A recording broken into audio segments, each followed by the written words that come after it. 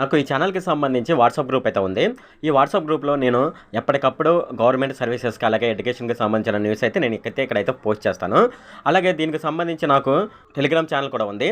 ఎవరైనా సరే ఈ టెలిగ్రామ్ ఛానల్‌లో గాని, వాట్సాప్ గ్రూప్‌లో గాని జాయిన్ అవ్వదలుచుకున్న వాళ్ళు కింద డిస్క్రిప్షన్‌లో లింక్ ఉంది. ఆ డిస్క్రిప్షన్‌లో లింక్ మీద ట్యాప్ చేసి ఈ టెలిగ్రామ్ ఛానల్ అలాగే వాట్సాప్ గ్రూప్‌లోనైతే జాయిన్ అవ్వచ్చు. Hi friend. ఈ వీడియోలో నేను చెప్పేది ఏమిటంటే ఫ్రెండ్స్, మనకు ఈరోజు 3 గంటలకైతే మనకు ఎన్నికల నోటిఫికేషన్ అయితే విడుదల చేయడం జరుగుతుందనమాట. ఎప్పుడైతే మనకి ఎన్నికల నోటిఫికేషన్ విడుదల చేయడం జరుగుతుందో అప్పుడే మనకు ఎన్నికల కోడ్ అనేది స్టార్ట్ అయిపోతుందనమాట. అయితే మనకు ఈ ఎన్నికల కోడ్ విషయంలో ఎటువంటి టర్మ్స్ అండ్ కండిషన్స్ ఉంటాయి అనే విషయాన్ని మనం ఈ వీడియోలో డిస్కస్ చేద్దాము. అంతేకాకుండా మనకు ఆల్రెడీ పథకాలనేది ఇష్యూ చేశారు కదా, అవేమిటంటే వైఎస్ఆర్ చేయూత అండ్ ఈబీసీ నేస్తం అనే పథకం ఉంది కదా, ఈ రెండింటికి సంబంధించి డబ్బులు ఇప్పటివరకు అయితే పడలేదనమాట. సో వీటి పరిస్థితి ఏంటి అనే విషయాలు కూడా మనం ఈ వీడియోలో డిస్కస్ చేద్దాము. ఈ వీడియోలోకి వెళ్ళే ముందు నాదొక రిక్వెస్ట్ అండి, అదేంటంటే ఈ వీడియో కనుక మీకు నచ్చినట్లయితే ఇక్కడ క్రింద ఉన్న రెడ్ కలర్ సబ్స్క్రైబ్ బటన్ మీద అయితే ప్రెస్ చేయండి. ఇలా మీరు రెడ్ కలర్ సబ్స్క్రైబ్ బటన్ మీద ప్రెస్ చేయడం వల్ల నేను చేసిన ప్రతి ఇన్ఫర్మేషన్ వీడియో అనేది అందరికంటే ముందు అప్డేట్ రూపంలో మీ మొబైల్కి అయితే చేరిపోతుంది. ఇప్పుడు మనం వీడియోలోకి అయితే వెళ్ళిపోదాం. మనకు ఈరోజు 3 గంటలకైతే ఎన్నికల నోటిఫికేషన్ అయితే విడుదల చేయడం జరుగుతుందనమాట.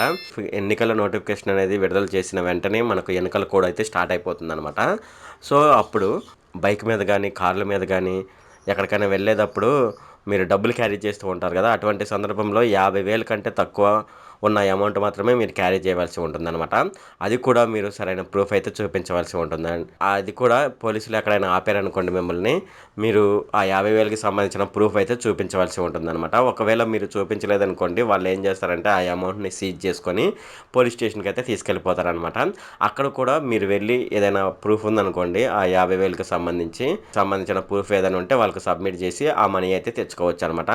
సో ఇలాగైతే మనకు ఎన్నికల నిబంధనలు అయితే వర్తిస్తాయి అనమాట. ఎన్నికల కోడ్ సమయంలో వైఎస్ఆర్ చేయూత అలాగే ఈబీసీ నేస్తం అనేది ఎన్నికలకు ముందు అవి రిలీజ్ చేయడం జరిగిందనమాట. అయితే చాలా మందికి అయితే ఇప్పటివరకు అయితే డబ్బులు పడలేదు.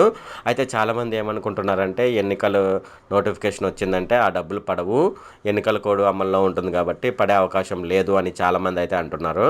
ఈ పథకాలు అనేది ఎన్నికల కంటే ముందే రిలీజ్ చేయడం జరిగింది కదా, సో ఆ అమౌంట్ అయితే పడుతుంది. ఎన్నికల తర్వాత ఏదైనా పథకం రిలీజ్ చేశారనుకోండి, సో ఆ అమౌంట్ డబ్బులు అయితే పడవన్నమాట. ఇదైతే గుర్తుపెట్టుకోండి ఒకసారి. ఎన్నికలకు ముందు మనకు ఈ పథకాలు అయితే రిలీజ్ చేయడం జరిగింది, ఈ పథకాలకు సంబంధించిన డబ్బులు. సో కంపల్సరీగా ఈ పథకాలకు సంబంధించిన డబ్బులు అయితే విడుదల చేయడం జరుగుతుందన్నమాట. దీనిలో ఎటువంటి టెన్షన్ పడవలసిన అవసరం లేదనమాట.